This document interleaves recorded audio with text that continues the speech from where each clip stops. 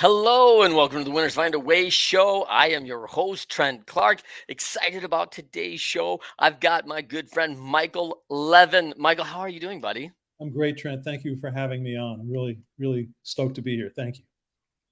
Yeah, Michael, we hadn't got a chance to know each other that long, and you came in as a referral for me for the show. And so it's just been an honor getting to know you and learning about your background. It's so cool. And so it is going to be an awesome show. I am your host, Trent Clark, three-time World Series coach. I am a serial entrepreneur, international speaker, and currently the CEO of Athletic Influencer Marketing, an NIL education company, as well as a founder of Leadershipity. So super excited to have you on the show as we talk about Winners Find a Way. Michael, the crazy thing about your background is that, when we think of authors, we think like, oh man, I've written 3 or 4 books. Like, you have been a part of creation, consulting, editing, 900 plus books. Is that accurate? Yeah, that's accurate. And it's freaky to even think about it.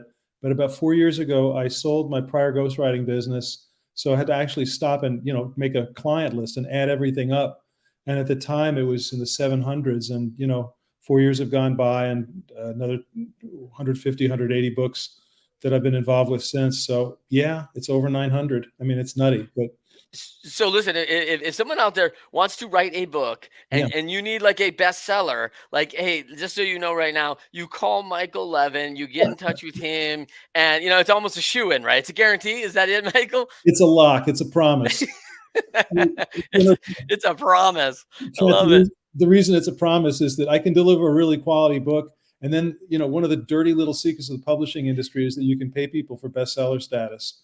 So you can have Wall Street Journal bestseller status for $60,000. For another 15, you can be number one on the list. Same thing with USA Today. So it's just a dollar figure. It's a dollar figure. So don't believe the hype. And all right, what I tell people is don't worry about having a best-selling book. Have a best earning book. Have a book that's out there making you money. Yeah. And that's kind of, that's kind of my specialty is best earning. I love that. Yeah. A best earning book. Before we get into this, tell them where they can find you, Michael. Because now, now I got 800 audience members who need to call you because they want a best earning book now. Sure. The website is Michael Levin Writes, WRITES.com, MichaelLevinWrites.com. And Trent, I'm going to give your audience my cell number, which I love that. It might sound wacky, but I just trust that the only people who are going to call are the people who either really, really hate what I have to say or really resonate with it. It's 617-543-3747. I'll say it again. It's 617-543-3747. So if you want to talk, call me or hit me with a text or whatever. And, no operators are standing by. It's my cell, so don't call at 11 o'clock at night. That's all. Yeah. I love this, Michael. And listen, this is only on the Winners Find a Way show that, the best selling and best earning authors actually give their whole cell phone right out there. And by the way, if you're an audience member of my show, which I don't have any of these people, of course, who are, ill-willed, bad people. I don't have any, right? It just doesn't exist, Michael. So that's a good company. But, I had another NFL great on my show give his cell phone number too. And he's like, and everyone's like, people freak out about me giving my cell phone. Like, listen, if you're an a-hole, I will block you. Like, I just he's like, I will shut you off in a minute, and I just thought that was so great because technology actually rules the day. And so that's pretty cool. So let's talk a little bit about your background. You're a local, New York kind of guy, grew up in Nassau County, always, been in that area, but adult life really doesn't live there. Like, you're really a SoCal and a Boston guy. Just recently now, have you moved back to the Metro? Is that fair? That's exactly right. I lived in Boston or Southern California, kind of back and forth my whole adult life. And I'm married, 23 years, 4 kids. And so we basically followed our kids. They're all somewhere here in the New York area doing something. Yeah. So we just followed. So it wasn't a girl that took you to SoCal? No, I met my wife in SoCal. I met her in yoga class. I liked her downward facing dog. And I love that. Yeah. Just great lower back flexibility. Oh man, you got namaste. Yeah, exactly. And you got her out of SoCal into Boston. Like, you've got to have game, buddy. Yeah, exactly. I mean, I was driving a Saturn at the time, so clearly I have. I mean, yeah, I mean, one of my buddies. It's kind of a silly story. One of my buddies came up to me and said, "Hey, I got a really great new pickup line." I'm like, "What's that?" Because every guy wants it. You know, it's he says it's, "Do you want to go to a movie?" I said, "That's the stupidest pickup line ever." He said, "No, no, no. Everybody wants to go to a movie. You got to try it out." So, I'm in yoga class and I was talking to this girl the previous week. And then I just, we're walking out and I said, "Hey, do you want to go to a movie?" And there's this long pause. I'm like, boy, that was lame. She said, "Okay." So, and she gave me her number. And I thought, well, I'm going to clean up with this. Well, one and Yeah. done. So that was that. Yeah. It worked once. That's pretty good right Yeah. there, right? Like Yeah. that's one and done. I love it. Yep. That was it. So, That is awesome. All right, Michael. So let's get into a little bit of the background because probably when people think best-selling author, best earning author out there, part of 900, and people really, I've had a couple authors on my book and a couple EO members that are also really good authors, very well written, and I've worked with Jerry Jenkins as well. And one of the things that authors seem to always get to me is everybody wants to write a book. Very, very, very few people actually finish one. And so they have a lot of what I would call, I think I'd call it admiration for the person who actually goes out and does it. Do you feel that same way? oh, absolutely. I mean, there are two things about that. One is that when I teach writing, and I've taught at UCLA and NYU and around the country, I always say, "Okay, quick pop quiz. Who here has ever bought and read a bad book?" Everybody laughs, they put their hand up. So, who here has ever watched a bad movie or a bad TV show? And everybody laughs harder. They put their hand up. I say, "Okay, great. Now, what do they all have in common? All those bad books and bad movies and TV shows." Finished it. Finished it. Yeah, that's it. It's that they got to the finish line.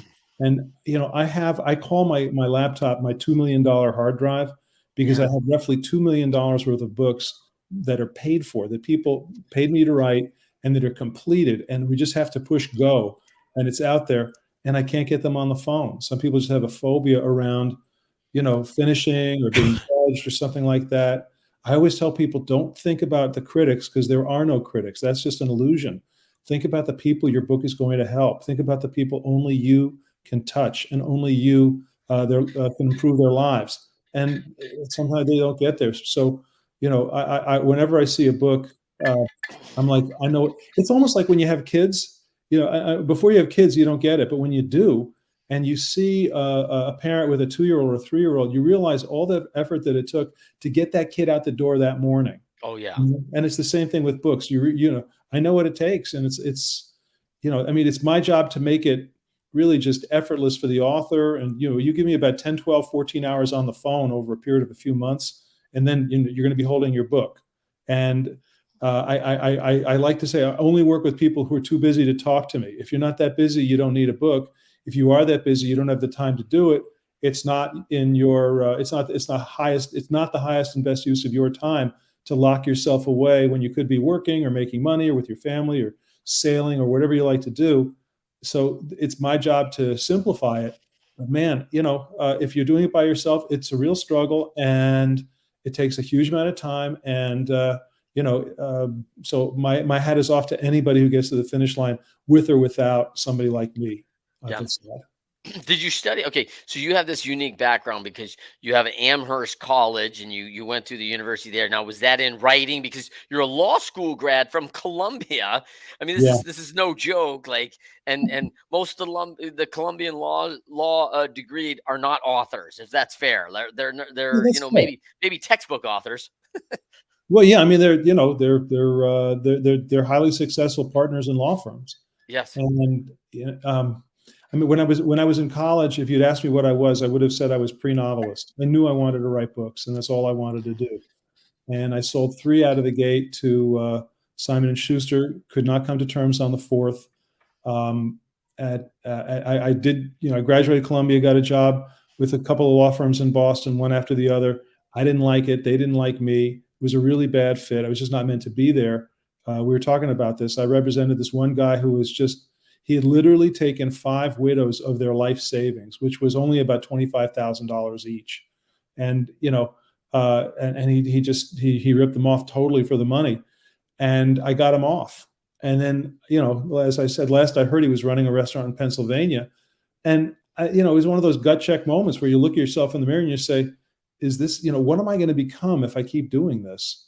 So, I got out of that. I mean, I was unhireable after I basically failed out of my second job because my attitude was so bad because I couldn't stand the work. Um, I was unemployable as an attorney, ran out of money with the books. So, 7 years, by the time I was 7 years out of law school, my classmates are making partner at the top firms in New York or LA or Boston or wherever.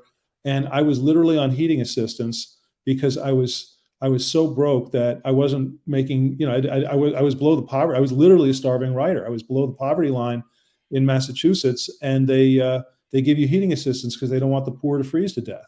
Yeah. So, that's where I was in my early 30s. And, I started to turn around, met a mentor, got sober. That helped. That helped a lot. It's just over 30 years at this point. And then I met a man who showed me how to start a business. He said, you creative people don't know how to do your best work if you don't know how to put bread on the table or pay your rent. So he sat me down in a Dunkin' Donuts in Cleveland Circle in Boston. And he took out a sheet of paper and he said, okay, you're going to offer writing classes, and we're going to figure out how much money you need to live on so you can work 20 hours a week. And we'll see how much money you need to make per hour to do that, and use the other 20 hours for your writing. And, I had no other options. I did exactly what he said. I rented space in the yoga studio, put flyers all over the city of Boston, filled the classes, filled more classes, filled more classes. People said, can you consult with me? Then they said, why don't you write it for me? And one day I looked up and I realized I was making a lot more money ghostwriting than teaching and consulting. And that's how I backed into ghostwriting. So, I like to say I overcame every advantage on my way to the bottom. And then, and it's been, not necessarily straight uphill, but it's been, the trend has been my friend, over the last 29 years when I've been focused on running this business.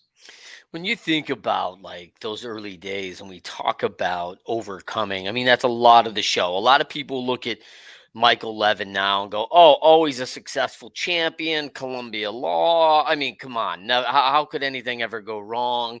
Right. It's a frustrating thing, and it's hard for me, as we record this show together, someone's a creative, who kind of got out there and really discovered himself, ended up partnering with Ellen and going on her show and becoming that. Well, he just killed himself. He just killed himself recently. And I mean, just a Wow. guy who really just found his creative art. And I hate the starving artist term. I hate it. I'm like, why would you want to starve? Like, it's crazy. Like, make it a business. And, Etsy's tried to help people. And there's so many ways to actually take a creative, right, and really make that value. And yet, walk me through those late 20s and early 30s. Yeah. Is it a challenge? Like, am I comparing myself to my Columbia grads? Is it I always thought more of myself? Are you married at this point? Like, No, walk me through the challenges of it all. sure. Yeah. No, it was. I mean, I just think back. I can't even believe it's the same person. I can't even believe it's me. But it's one lifetime. It's one story. I had a lot to overcome. I came out of a really crazy home. Alcoholic, divorced home. There was everything you could think of. There was murder. I mean, literally, there were all kinds of really, really crazy things. And I was just, you know, on the outside, I had it all going on. Had more degrees than a rectal thermometer, as the expression goes, and great prospects. But the thing is that on the inside, I was such a mess. It was unbelievable, and I didn't know it. I thought it was everybody else's fault. Thought it was my boss's fault. Mm, yeah. It's amazing how Trent. It's amazing how you can bring out the worst in any woman you date just by lying to her continually. Yeah. And, Right. Right. and it's like, why did I do that? Because I hated my own guts so much that if you knew me, you'd hate them as much as I did. So you'd hate me as much as I hated myself. So I couldn't let you get to know me. So I just defaulted to dishonesty as a way of being. And so I had a lot to clean up. And then I got in my early 30s, and I'm still nowhere. And now I've got three Simon and Schuster novels. I've had my picture in People magazine for one of the books. I had a phenomenal review, multiple phenomenal reviews in the New York Times, the New Yorker, everywhere. But on the inside, I was just dying on the inside. And that's when I got into therapy and worked through some of the stuff from my childhood. And that's, not to get too Oprah on you, but then and that's when I got into recovery and got serious about that. And little by slow, I mean, I by the time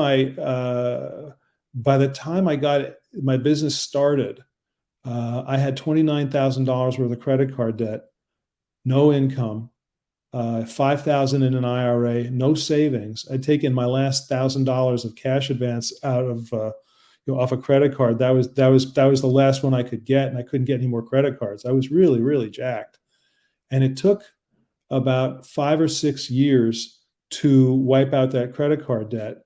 And now there are months where I make more than I did in those 5 or 6 years. So it's mind blowing to me that I went from where I was. And the thing is that I wasn't a bad guy. I wasn't well, some of my actions weren't so great, but I mean, I had literally everything going for me. I had I came from it was a beautiful home in a beautiful neighborhood, great education, great prospects, but I just I didn't think I deserved anything. I couldn't hang on to anything. So I am going full Oprah on you, aren't I? But I'm saying this for a reason. I'm saying this all for a reason. It's Yeah. because when you meet people who are successful, as you said, the tendency is to assume it's always been that way. They're on easy street the whole time. Everything got handed to them. A lot of things got handed to me, and I threw them away. And then once I Mm. got serious, and once I really buckled down to what adulthood is, um, and once I got serious about work and self care and and all that, things turned around. Today, unless I told you this stuff, you'd never know it. Sometimes I just laugh. I'll be in a setting. I'll just be in a really, really high end setting somewhere, and I'll be like, man, if only these people knew where I was, X number of years ago. Because Yeah. but it's like, don't let the fancy clothes fool you. With me or with typically a lot of people had to really, not everybody, some people had more sense than I did, but a lot of us had to really, find a rock bottom before we could, dig our way out of it and build ourselves up. So, Yeah, I think that, they always say that, right? The rock bottom's a firm foundation, right? And yeah, two things I think, that come to mind is one, you kind of use both words. You talked a little bit about defending this kind of pond scum of a person, right? Who's taking from widows. And yeah, I mean, you're 29 years old and you're not going the right direction. And you're thinking ethically, I don't want any part of these people. But yeah, yet it seems like, you're a liar. You're mirroring are you seeing some of yourself in some of these people going, wait a minute, this is not who I want to be? And then two, you use that word responsibility, like where at some point you're blaming everybody else. You're not taking responsibility. Walk me through that. Was that something that transpired at some point yeah, where you saw like adulting? yeah, big time. I mean, on the first question, um, I never really thought about it that way, but my client and I had a lot in common. you know I mean, we both were, let's just say that we both weren't living up to our potential as human beings. Okay. And he was out there stealing money from elderly widows, and I was I mean, it's theft. If you have a job and you're not going to do the job, then you're stealing from your employer. And if Yeah. you're in a relationship and you're not participating fully as an adult, then you're stealing the peace of mind of the other person. So yeah, there really Mm. wasn't that much of a difference. But now that you think about it, between the two of us, I might have held myself up on a higher moral level. I'm his attorney. Well, no, that's just not true. So, but the magic word that you just said is responsibility. When I was able to say, I am the problem, not them, not her, not him, not the organization, not the institute. When I was able to say, I'm the problem, now all of a sudden I have freedom to become the solution. I have the freedom to make changes. If it's all out there, there's nothing I can do about it. If the locus of control is internal, And I realize that I have power over my own actions, over my own attitudes, over my own words. Well, I can change those. I can learn how to change those. I didn't know how, but I can learn how. And then I can go out there and be the person I was meant to be and scrape off all that stuff that's like that was never supposed to be me. It was just a reaction to, to negative stuff I'd been through, and then a defense mechanisms and what have you. And but just to be able to find a way to let go of that only happened when I was able to say, I take responsibility. And this whole thing about, hashtag adulting, I paid my phone bill, hashtag adulting. Hey, you knucklehead, you're supposed to pay your phone bill. It's a Yeah. bill.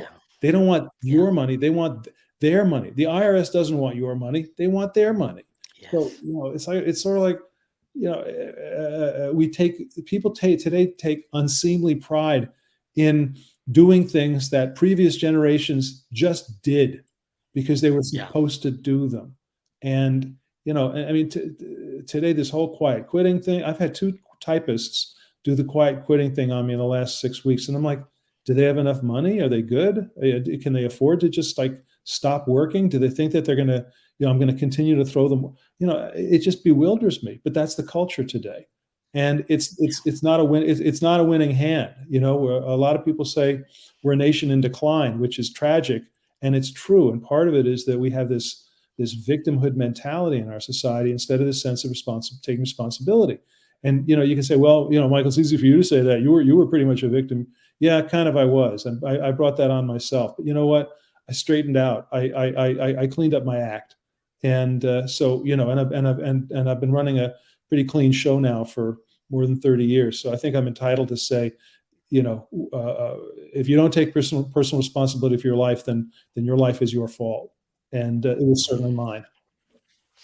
Well, I love that. I think one of the things that we talked about. Let's talk a little bit about when I think about that generation of my parents, your parents. I mean, I felt like people coming out of the wars, right? Especially the 40s and, born in that genre and that generation. I mean, you did hard things. I mean, it wasn't like no easy was promised. It felt like a much greater appreciation for the simple things in life because they knew of a time when the simple things weren't available, Yeah, right? Where it was like, hey, we'd like to have milk delivered, but we can't rub two pennies together. So, we're going to water down the milk we have and make it last another week. And maybe next week, when the milk guy comes by, we can get it, and that was just the sacrifice the parents were making. And man, I mean, it thickened up the skin, man. I mean, it really helped people not only appreciate what they have, but also realize that, hey, I can do hard things and it's going to be okay. Like nobody's dying because we don't get the level of milk we'd like today. But we do got to figure it out. We don't have forever to figure it out. So we will have to take action and do something. yeah, you're 100% correct. And I was basically mentored by men who were greatest generation men. They weren't guys; they were men. They came out of World War II or the Korean War, and they were a generation that just they called them a silent generation, not because they didn't have anything to say. It's because they did what they had to do without complaining and bitching and moaning. Yeah. And it's a mentality. It's a mentality. They just simply took life as it was. And I mean, I didn't have to go to war. I didn't go through the depression. They did, and they took Mhm. lessons from it, which is that life isn't always going to be easy or simple. But the thing is that you just have to bring your A game every day, be the best possible person you can be, and don't complain and don't whimper. There are people who have it far worse. Yeah. There's a Joe Diffie song where he says we bitch about a dollar when there's those without a dime, Yeah. and that's really how it is. We Yeah. Tony Robbins says that in the United States, the poor are the 1% compared to the rest of the planet. And Yeah. if you're middle class in this society, you might sit there and say, "Oh, I don't have enough money." Well, go make more money. Who's telling you not? Yeah. To? This is America. Quit complaining. Quit complaining. If you don't like your, I always say that if you don't like your job, the reality is that you actually have somebody else's job. You just don't like their job. Mhm. You know, where's your job? Where's the thing that Yeah. you're meant to do? Where's the business that you're meant to create and create wealth and create jobs and create opportunity and create great results for people? Go do that. Go do that, and then But in the meantime, man, stop complaining. Stop complaining. This is People are killing themselves trying to get into this country, Yes. and we just take for granted every day. We just take for granted I'm a very, very proud American. I'm very proud of this country. We're Yeah. not perfect. No society is, but no society has ever given this much freedom to this many people. Yeah, And I am as well, Michael, and I really appreciate that sentiment, man. I mean, I've spoken, I think now 22 countries. I have a pretty thick passport, and I tell people like, hey, you don't like it here, man. You pass judgment on this place, and listen, not perfect. Not. I'm sure there's ways, many ways for improvement, but I'm telling you that thicken up your passport, like find out how other people live, yeah, because people in other country actually leave their firstborn to create opportunity. And the recent movie by Disney called Rise, which is a story of the Greek freak who's the Milwaukee Bucks player. And it follows the trials of his father and mother and what they gave up to give those kids, those four boys, a chance to have a life, an illegal life in Greece.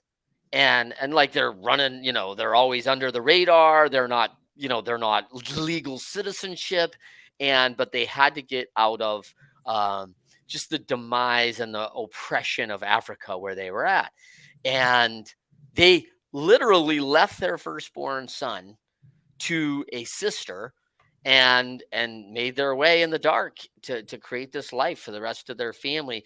And then now when this young man at 19 or 20 years old is drafted into the NBA, within the next 6 months is the first time he meets his oldest brother when they can get him to the United States. And I'm telling you, like, this is not an uncommon tale. I mean, his the four of them in the NBA, by the way, is a pretty uncommon tale. But but the life that they had to choose to gain a foothold on this life, and a chance for the United States is just not uncommon. Although, we don't have to look to the NBA. We can look to the cleaners of our hotels, the people who joined and came here and started a bakery. And this is what our country was founded on, which is men and women that came across in a very difficult situation without complaint and said, I've been given an opportunity, and here I am as a global citizen here in the United States, and I have the chance, the opportunity to earn it. And it's never given, it's always earned, right?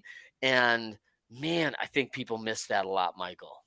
no, it's true, and everything that you're saying is true. I mean, my wife came from mainland China when she was 12, and her family had a story getting out. My mom and her parents escaped World War II and the Holocaust when my mom was 4 years old in 1940. So Wow. we're all either immigrants or children of immigrants, and it's amazing how quickly we get fat and happy once we get here. Right. And then we're just Right. like, hey, where's mine? It ought to be handed Yeah. to me. And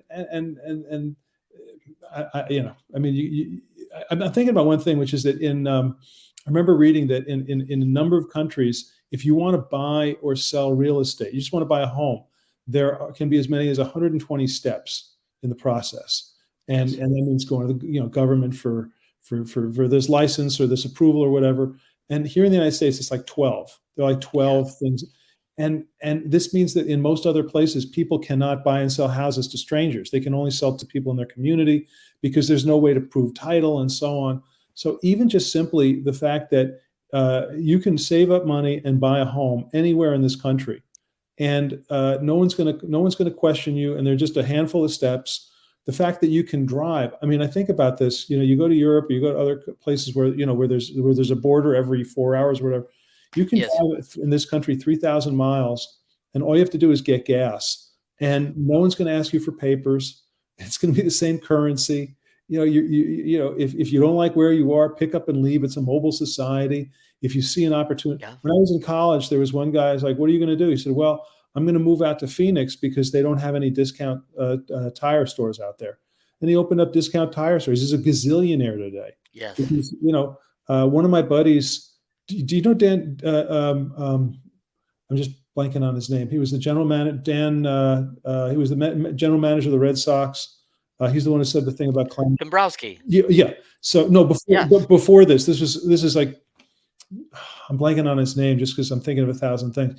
He's another guy I went to college with, and he decided that he wanted to go into baseball because he did the exercises in What Color Is Your Parachute, which was a career book back then. Yeah, sure. And it's like, what do you think about when you're not thinking about anything else? Baseball. What do you do in the summers? Play baseball. What's your favorite? And so he applied to all the major league teams. He got a job with Milwaukee, $12,500 Yep. as an assistant scout. 6 years Yep. later, he was the general manager of the Boston Red Sox. And then the Dan Harrington? No, Trying to think of his name. he'll kill me because I'm not. I can see this face. Like I know, we know exactly who it is because that's. Yeah. But so it's sort of like, it's not like, well, his father was a baseball guy and his father was baseball. The guy just simply wanted and went for it. And I mean, Trent, you and I were talking about this earlier that most people just for whatever reason can't be bothered, can't be bestirred to just go after the thing that would make them the happiest. It's out there. It's worth it. Go get it. Am I going too fast for people? Am I, and I don't want to sound like a jerk, like, oh, well, I figured something out. And all I'm saying is that I just love the fact that we have freedom and opportunity here, that other people are risking their lives or giving up their lives every day in order to get for themselves or their children. And it's just our heritage, it's our birthright. And I hate to say it, we just piss all over it. We don't take advantage of the opportunities we have. And then younger people today are taught that government's the answer to everything. And it just, it makes me crazy. I don't know if I'm alienating potential ghostwriting clients. You're good. Okay. So yeah. If you don't like it, I love it. I mean, I think let's get to this quote because this is important. Sure. I love the quote from the 4 Disciplines of Execution, which is winners, when shown data that they are losing, find a way to win. And I mean, that has been the story of my life, and watching people closely, being a part of winning teams, being part of organizations that are striving for something more, and sustainability that creates value for the organization, for their people, for their clients, all those things. And so let's talk a little bit about yourself. I mean, you've been through some trials. Let's talk about one of those trials where you were back up against that, back up against it in a corner, thinking like, man, this is not what I was hoping for. And realizing like, hey, it's not over. I've got to do something different. And the data is definitely against me. I'm not going to win. Keep going this way. It's not going to work. So you pivoted, you shifted, you did something different. Let's talk about some of those. First of all, give me the scenario, and then let's talk about the learnings for people that are out there. There is a lot of people right now that are in a game and they're losing. I mean, it's not going well, right? And likely they've got to do something different. I mean, there's been a lot of and a lot of people are losing under no fault of their own. They had a great game plan at 18, and then 2020 came and changed everything, right? And that game plan went out with it, because now all of a sudden your store is not even going to be open, and not open for 9 months doesn't really work, right? That doesn't work in retail. So let's talk about that scenario for you, Michael. Well, yeah, I mean, there are black swans like COVID, and it knocked all of us for a loop. And you just, again, you just find a way. You just find a way. I mean, I was living in Boston at the time, and they opened up the gyms in New Hampshire a month before they opened them up in Massachusetts. And with traffic under normal circumstances from my house to Nashua, New Hampshire, would be a 90-minute drive, maybe an hour and 3/4. With COVID, it was under an hour. So I joined 4 gyms in Nashua, New Hampshire for a month because I'm a gym rat. And, one for swimming, one for boot camp, one for Zumba, one for yoga. And every day I just drove up there and I scheduled work calls up and down on the drive. And, it's just sort of like, Yeah. that's a small example. But, the main thing is that there's no shame in having a problem. I had an addiction problem, and it was not pretty. And there's no shame in having the problem. The shame is in having a problem and not taking advantage of the help that's out there. That's the real shame in life. It's no shame to be knocked down to the ground. That's life. The real shame is to just lie there. Nobody's giving you a 10 count. Nobody's waiting, they're not going to count you out at 10. If you just want to keep lying there forever, you kind of can. And in this society, you'll find, some girlfriend or boyfriend who'll try to take care of you, and you can get government assistance, and you can stay down on the mat for as long as you like. But the thing is that, for me, I couldn't stand it because I'm both. It's very hard to be competitive and a loser at the same time. So, it was impossible for me. And once the evidence was clear that things were not going to turn around by themselves the way they were going, I had to say, okay, what do people do in my position? They join a support group to handle their addiction issues. They Yeah. go into therapy to work through psychological issues. And and then I didn't know anything about business other than putting out flyers and selling seats in a small writing class. I went to Sandler sales training, 3 times a week for 2 years to learn how to sell. Yeah. I joined Strategic Coach, and I went for on and off for 15 years to learn how to be an entrepreneur. I went to Disney Institute to learn how to do customer service. I got all kinds of I got the Nuremberg cassettes on negotiation cassettes, and just played them over and over again until I learned how to negotiate. And I'm not the world's greatest business person, but today I'm very fortunate. I have a highly successful business. I have a family of 4. I'm able to take care of them. We spent $100,000 on my daughter's wedding. She doesn't probably want me to advertise that, but I mean, 100,000 was 20 times my net worth 29 years ago. 20 times my net Yeah. worth. And when the wedding came, I wrote the check and I didn't think twice.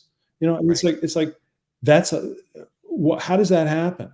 Just bust your butt, never give up. I mean, were there down moments and tough moments? Yeah, of course. I mean, because it's not like somebody hands you a piece of paper that says, everything's going to be okay. Yeah. I mean, there's no fortune cookie, and you just have to kind of go on blind faith that other people have climbed out of bigger holes than the one I was in, and that if they found a way, I could find a way. And they say that your net worth is the average of the 5 people you're closest to, your financial net worth. Well, I really also believe that your emotional well-being is the same as the medium of the 5 people you're closest to. Your happiness is the average of the 5 people you're closest to. So you have to surround yourself with people who are in their own quiet way or their own noisy loud way, try and do the right thing, be the right kind of person, be happy. I think people have an obligation. I think I have an obligation to be. I'm not going to talk about other people. I have an obligation to be happy. First of all, if I weren't happy with what I have, that would be disgusting. I mean, it would just be, it would. I mean, I live in a beautiful home on a beautiful street, great neighbors. I travel the way I want to travel. I have the most amazing clients. That's the outside stuff. My wife and I have been married for 23 years. Marriage is not easy, but I'm still married. We're still, we go to couples therapy and we keep working on it. Yeah. I have 4 phenomenal kids, and I always say, they're 14 to 22. My oldest is, as we speak, she's boarding a flight with her husband for their honeymoon. He's in med school, so there was like a 6-month delay from the wedding. I always say that my report card in life is the fact that my kids get along with each other and actually enjoy each other and like to be with each other. That's my report card in life. It's nothing else. So, so if I'm not happy with what I have, first of all, I should be ashamed of myself. But second, I'm creating a lot of work for the people around me. If I'm grumpy and miserable and unsatisfied and just kind of disgusting to be with, then I'm creating psychological damage that they're going to have to unpack and treat. And I don't have a right to do that. I have an obligation to be grateful and to be happy. And my God, I just am. So Love it. I love it. I think, man, when I listen to you, you talk about all the education. I mean, hey, man, I believe probably that there's a number of your classmates back in Columbia Law who was like, hey, man, like I've got a top notch education. I'm done. A lot of the Columbia Law students also came out of an Ivy League school, right? Before that. And so it's like, man, I've got a lot of education. You, on the other hand, have probably had, I don't know what it would be, maybe 10x the education after Columbia Law than you had going in and through that. Talk to me a little bit about that, because that's what I think a lot of people are missing maybe as we go that lifelong learner and continuing to better and hone your skill. yeah, first of all, it's Dan Duquette. That's Oh yeah, Dan Duquette, good call. I cheated. I looked it up. So, Okay. but yeah, when you talk about lifelong learning, I had a transformative moment when a buddy of mine, I was probably about 28, 29. He was listening to Brian Tracy, and Yeah. and he lent me again. These are cassettes. I'm dating myself, but Yeah. At least it wasn't 8-track. that's exactly right. Um, my mom took the cassette player out of her car and put an 8-track in, and we never figured out why. So yeah. She's a BG fan, I guess, Yes, yeah, ABBA, something like that. ABBA on an 8-track. By the way, 90% of our audience have no idea what we're talking about right Yeah, now. that's true. We just lost 90% going 8-track. Yeah, ABBA. What are you talking yeah. about? Look it up. Look it up. Yeah. So, Look it up. I have to look it up. so he lends me Brian Tracy, and all of a sudden I'm blown away because I realize that there's actually thinking about thinking. It's like there are actually people out there who study thought, and that you can actually improve the way you think and the way you view life. And so that was huge, that introduction. And then another friend of mine lent me the Tony Robbins, the original Personal Power series. Yeah. And so I went through all those exercises. I did all the, I did all of those, and that was transformative. And then my wife gave me an Earl Nightingale series, Lead the Field, which now you can get.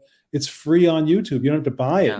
You just push a button, and and then I got into Zig Ziglar, and I got to edit Zig's last book, and I got to have lunch with Zig Ziglar. I mean, how great! That's great. Yeah, come on. I mean, so you're talking about lifelong learning. It's there are people out there who have put a lot of time and effort into thinking about how you can use your mind more effectively. And that's even before you get to business skills like sales, marketing, customer service, finance, and stuff like that. And I just eat this stuff up. I continue to either read or reread or re-listen to the things that that inspired me when I got started. There's a book called The Selling Bible by John F. Lawhon, and I just stumbled upon it in the public library when I started, the year I started my business. And I loved the book so much, I wrote the author a note and said, "This is a great book, and here's why I loved it." And he called. He was so touched by my note, he flew me to Oklahoma, where he lived, and he put me through his sales training system, and he became a really great friend and mentor. So the idea that you're gonna stop learning the day you get your diploma, whether it's a law degree or a college degree or whatever it is, it's kind of sad. It's kind of sad because they don't teach Earl Nightingale or Zig Ziglar at most colleges I've ever heard of. Yeah. It's like you got to get after this stuff on your own. And then what's amazing is that you find that Think and Grow Rich, Og Mandino, The Richest Man in Babylon. These books are foundational for many successful people, and they create a common language. One of my sons is getting into this stuff, and then he's reading Think and Grow Rich right now. He went through Earl Nightingale, and he just, wherever he goes, he's encountering people who are talking about acres of diamonds, which is, one of the things on that Earl Nightingale talks about. So, it's if you're not a lifetime learner, Zig talks about this. He says that, there are people who were, just to update the years, born 1970, died 2002, buried 2040. So, it's like, Yeah. if you're not growing, everything in nature is either growing or dying. Those are the only two. So choose. Yeah. Choose Choose what one. you want to do. Yeah. Yeah. Well, I love that, and I love this, and I got to know Vic Conant a little bit from Conant Nightingale, right? Because Vic was Yeah. a YPOer in That's so Chicago, cool. and I was running a mentorship program. Yeah, and it was so cool. I was just like, oh my gosh, I just love your work. I mean, his life work is putting out the Nightingale libraries, and it was just incredible that he continues that, and that was so cool. And then of course you mentioned Tony Robbins, and let's talk a little bit about that because Yeah. you said in the beginning, like, hey, listen, man, like you can go get anything you want, but you got to put in the time. You got to put in the effort. I mean, Tony talks a lot about this, about maybe that incremental value from good to Yeah. better to outstanding. Talk to me a little bit about Yeah. what you learned Sure. there. Yeah. Yeah. Yeah. I mean, it just the other thing, Tony, and I'll get into that in a second. But the other thing Tony says is, what does a football team do if a play doesn't work? They just take their helmets off and run off the field and cry. They run another play, and then they run another play, and then they run another play. And my wife is like, I don't want to hear. They run another play one more time. Failure, man. Like you got to work it out, right? Like, and That's and it's funny because that mentality is really strange to me, and you do see it. You do see it in this playing out in kids today and young adults. And I'm like going, man, in my era. I think when I first came in the league, Randy Johnson was really something. Randy was in the mid '90s, and it was and he was throwing in the mid '90s, and he's 6'10", and I could just think about like our days in Cleveland. We faced him for the league championship one year, and they were really good. And I can't imagine like Jim Tomey or Manny Ramirez or Kenny Lofton coming back and going, man, that at bat was awful. I'm not going back up there again. Like, wait a minute, no. You're gonna have 4 more chances. Like, hold on, like you'll get them next time. Like, you try to come back and figure something out, but like, hey, listen, you're gonna probably fail the first time out against this guy because you haven't seen something that looks like this, and it's just not normal, right? And like he's slinging it from the side. He's 6'10". You don't really see it coming out of his hand. And all of a sudden, it's like poof, it's on you, and you're just like, wait, I was hoping he would miss because I don't think I can hit it. That's really funny. Did you know Rich Thompson? Was he on the team when you were there? Oh, he Rich was Thompson? not. Rich and I went to college together. Oh, So you did? Okay. yeah, just a great guy. And then he pitched for Cleveland. I used to go and see him when he came to Fenway. What was Rich's last year in Cleveland? Do you remember that? I'm going to say I think he ended up with the Expos, so it's probably back in the 90s. Is Yeah, that? it's probably early. I didn't get there till '95, so I think Rich was a little bit before my time. I'd say so. Anyway, to come back to the Tony thing, I'm a huge Tony Robbins guy, and I've seen him a million times live, and I listen to his audios over and over and over. And one of the things that I love is he says, if you do a poor job at something, you get no results. You don't get poor results. You get no results for doing a poor job. He said, if you do a good job at something, you get poor results. And he says, how many wives out here want to have a good husband? Husband's just good, like nobody. So you do a good job, you just get poor results. He says, if you do a great job at something, you get good results. Why? Because a lot of people are great at what they do. He said, but if you're outstanding, you get all the results. And the difference between being outstanding and being great is a smaller amount of work than most people think. And then he gave the example that from the Atlanta Olympics, I guess it's 96. And he says that at the opening ceremonies, they brought this guy out on a cart and drove him around the stadium on the track. And he had won gold medal in something in the Olympics in the 1920s. And he said 100,000 people were cheering their heads off. They didn't even know what he won gold in. All they knew is that at some point in his life, he was outstanding. And when people are outstanding, the world goes crazy. So when I heard that, I thought, wow, the difference between being great and being outstanding is not that huge an amount of work. I'm like, wow, that's fascinating. Yeah. So, I mean, to me, it makes me crazy if I have an email or a phone call that isn't returned within a few hours. It makes me nuts. It makes me crazy when a client comes to me with a concern that I should have been proactive and addressed the day before the client had to. It makes me crazy when I've got a prospect and I'm not following up appropriately. I just because the thing is that the amount of effort that it takes to do those things right is not huge, but it's the difference between having a great year, which gets you good results, and having an outstanding year, which gets you great results. All the So all results. the Yeah. results. Yeah. Yeah. So let's jump to that because, um, when you look at your business and sustainability, I mean, we talked about this before, and this last year, you have 100% of your business either coming from firsthand referral or repeat client. So you're not running out on like, hey man, I need to get some Facebook ads out there. I need to go back and put my flyers up, right? Like that is Yeah. not who you are today as a person who's done outstanding work. Well, thank you. And that's true. I was looking over my list, it's the end of the year as we're speaking. So I've been going over my numbers and all the stuff for the year. And I realized that 100% of the people I worked with this year, people who signed deals with me, are either referrals or repeat clients. And so I've gone from a position of I have no marketing to a position of, well, I didn't really need any marketing this year, Yeah. and and I mean, longevity is lovability. That's what that's sort of a Hollywood line. If you keep doing the same thing over and over, people are going to get to say, oh, that's the person who does such and such, and you're going to get a reputation and you're going to be trusted. Yeah. Um, That it's was Nicholson, right? That Jack was Nicholson. Nicholson. Thank you. Yes. Yeah, Yeah. Jack Nicholson. Yeah. That's awesome. Yeah. Yeah. So the line is longevity is lovable. Longevity is lovability. And, Lovability. I yeah, love it. Hey, that's a good itty. I like that. Lovability. I love it.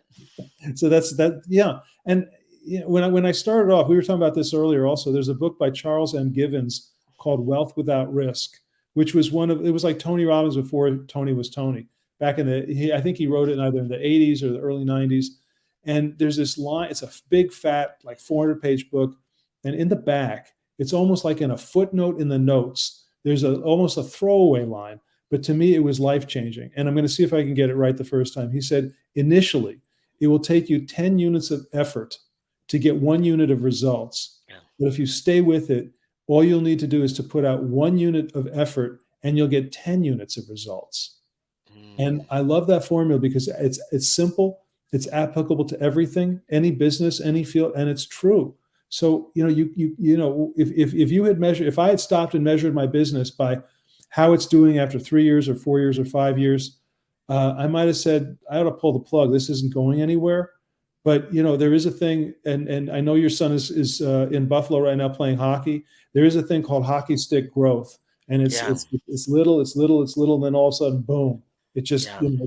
and you have to stick around. You have to. They say don't leave before the miracle happens, and it's true in your personal life, and it's true in your business life. If you I mean, look, if something's clearly a disaster, okay, recalibrate. But if it's just a question of, well, I want to make 1 million a year and I'm only making 100,000, first of all, be grateful for the 100,000 and then study the business. What are you doing that's so 80-20 rule? What's the 20% of the stuff that you're doing or the people you're talking to that's generating the 80% of the results, and just do more of that and less of the other stuff? And, in Strategic Coach, they said, the reason you have to fire the bottom 10% or the bottom 20% of your clients, it's not that they're making you the least money. It's that they're costing you money. What? But it's Yeah. revenue. No, no, no. There's good revenue and there's bad revenue. Really? When you're broke, all revenue is good revenue. Well, after a while, there's a difference. Yes. And it's like just stop chasing stuff that you shouldn't be chasing. But I know how to get it. Well, figure out how to get something else. Anyway. Yeah, I love it. So let's finish with this, Michael. Two things. First thing is there are a lot of people going through challenges right now. I mean, this life's not easy. And what was the one thing maybe we haven't covered, or one thing you would tell them if they're facing that adversity today? They do have that data stacked against them, and they need to find a way to win. What would you tell them would be probably key or evident, that maybe we haven't discussed today, or just to wrap it up? Sure. Just find a great mentor, and they're out there. Mm, And because the thing is that I mean, life was never meant to be lived alone. We were, you look back through history, we were tribal. We were always in tribes. yep.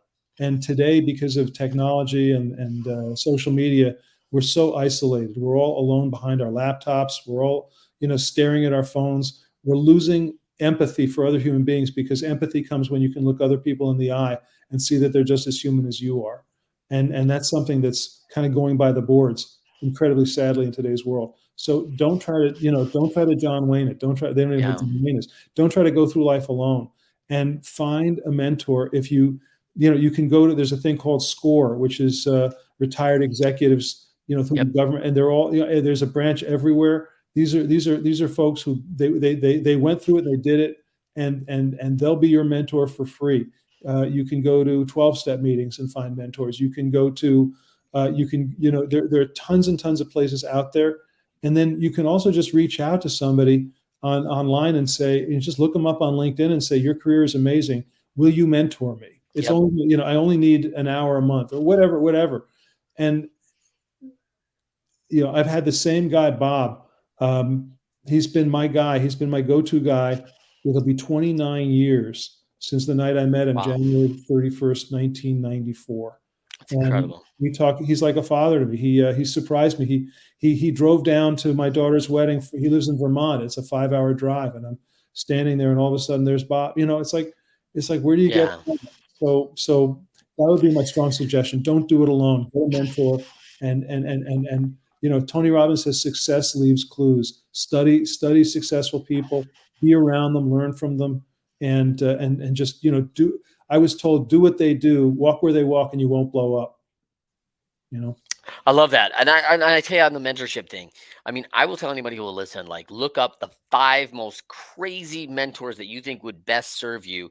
And I don't care how unreachable you think they are. Like, you found them, like, look them up, call them. I'm telling you, there is, at the top of that chain, it is very lonely, and it is low hanging. I mean, it is a life on an end of a branch, and the people that have actually gone out there and survived it want nothing more than to pay it forward, because someone did it for them. Someone went out and helped them out, and when they get that call, and they go, man, it would be such an honor to have you come alongside and help me. This is what I'm looking for, and I can do everything to make this very easy for you in a one meeting a month. Whatever I can do. I'm telling you, you will not get. And I'm telling you, label them 1 through 5. You can start with Tony Robbins and call him, but I'm telling you, you will not get to number 5 on this superstar list because someone will give you a yes. And it's amazing, and I've seen it time and time again. Yeah. But listen, I got to wrap it up because I know we're on a long show here. I ran you a little long, but I wanted to touch on this, Michael. Great show. Winners find a way. We talked about not just having a best-selling book, but a best-earning book. We talked about taking responsibility, because if I am the problem, I am also the solution. We also talked about, hey, if you're down, no one is counting you out. This is not a boxing match. Get up. Find someone who will help pick you up. Look for a mentor. Look for those people that it's not over. Like, it's time to go to work. And I love that. The shame is not in falling down. The shame is not asking for help. Someone to come up and just ask for someone to come alongside. So, Michael Levin, thank you so much for joining us on the Winners Find a Way show. Thrilled that you could be here, my man. Trent, this was awesome. You asked great questions, and you're an awesome human being. And it's a pleasure to know you. And it was really, this was awesome. Thank you for just letting me open up and and run with it. I hope Great. I hope it was useful. I hope I didn't embarrass myself. That's all I can say. I So. love the Oprah moment. And we're going to get Oprah on here just to prove it's an Oprah moment next time. Like we'll have to bring her in. So for Michael Levin and everybody, thank you for joining us on the Winners Find a Way show every Friday, 12:30 Eastern, 9:30 a.m. Pacific. Check us on Leadershipity YouTube channel and live on LinkedIn. And you can go to our podcast and see all of our recorded efforts. You will see Michael in a couple of months, but you can see us live every Friday. Thank you so much for joining us. Until next time, I am Trent